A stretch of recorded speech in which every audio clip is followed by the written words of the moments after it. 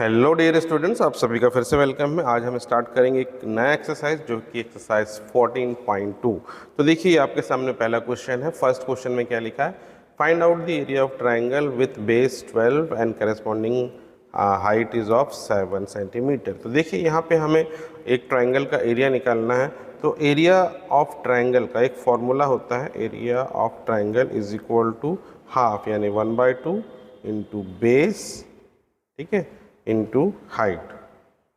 तो ये area of triangle का फॉर्मूला होता है। अब इस केस में फर्स्ट क्वेश्चन में हमें क्या दिया है? बेस की वैल्यू दी है, तो फॉर्मूले में सीधे पुट करेंगे वैल्यूज।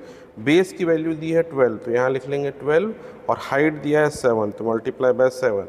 अब ये 2 और 12 कट जाएगा, 2 6 12 होता है एंड 6 7 होता है 42।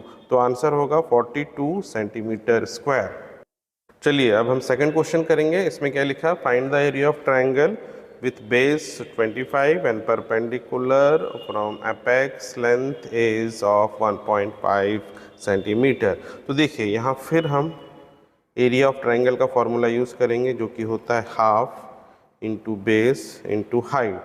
तो यहाँ पे हमको बेस की जो वैल्यू दी है वो दी है 25 सेंटीमीटर, और जो हाइट है वो दिया है 1.5। ठीक है, अब इसको हम सिंप्लीफाई करेंगे। तो हम क्या करते हैं, 2 से 25 को डिवाइड कर देंगे पहले, तो ये होता है 12.5।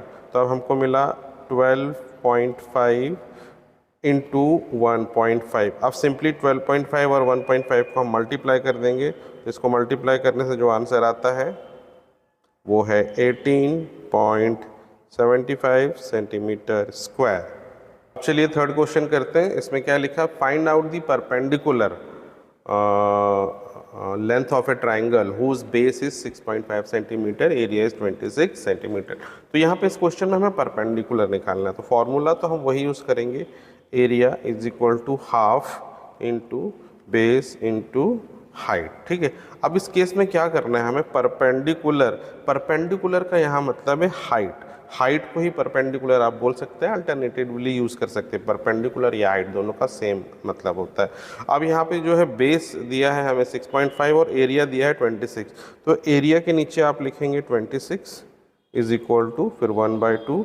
बेस की जो वैल्यू हमें दी है वो दी 6.5 और मल्टीप्लाई में हाइट। ये हाइट हमें निकालना है। तो अब कैसे करेंगे? देखो सबसे पहले आप क्या करो, ये 2 को लेफ्ट साइड ले जाओ तो ये 26 से मल्टीप्लाई हो जाएगा, तो 26 इंटू 2 और ये 6.5 यहाँ पे डिनोमिनेटर में आ जाएगा, ये बन जाएगा 6.5 इज इक्वल टू एच। अब हम सबसे पहले क्या करेंगे, नीचे का पॉइंट हटाएंगे। अगर मैं नीचे का पॉइंट हटा दूँ, इसको बना दूँ 65, तो ऊपर एक ज़ीरो ऐड हो जाएगा। ठीक है, अब देखो, अब ये कट जाएगा 13 के टेबल से, 13 5 65 होता है, ये कट जाएगा 13 2 26 होता है। नाउ अब इसमें ये 5 और 20 कट जाएगा, 5 1 5, 5 4 हो गया 20। अब सिंपली मल्टीप्लाई करेंगे 2 4 तो 2 4 होता है 8 सेंटीमीटर। ये हो गई हाइट यानी परपेंडिकुलर ऑफ ट्राइंगल। चलिए अब हम नेक्स्ट क्वेश्चन करते हैं जो है क्वेश्चन 4। उसमें क्या लिखा है? देख, find out the area of triangle whose base is 120 decimetre and height is 75 decimetre. देखिए यहाँ पे जो डीएम लिखा है, डीएम का मतलब होता है डेसीमीटर। इसको आप नोट कर लो, कभी आपको ज़रूरत पड़ सकती है। ये हो गया डेसीमीटर। अब इसका वैल्यू कितना होता है 1 डेसीमीटर को? तो देखिए यहाँ पे कन्वर्जन भी आप लिख लीजिए। हालांकि इस क्वेश्चन में कन्वर्ट करने को नहीं बोला, हमें डेसीमीटर में ही आंसर निकालना, फिर भी मैं आपको बता देता हूँ।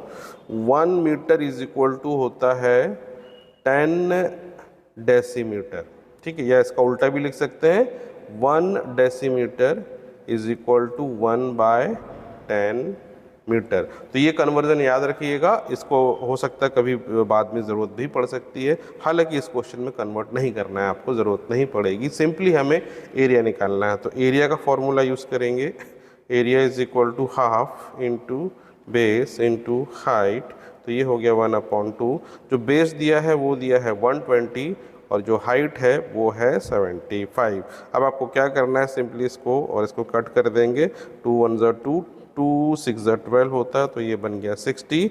अब 60 और 75 को मल्टीप्लाई कर देंगे तो सिंपली इसका आंसर आ जाएगा 4500 डेसीमीटर स्क्वायर, क्योंकि यूनिट डेसीमीटर में है तो एरिया का भी यूनिट डेसीमीटर में ही रहेगा।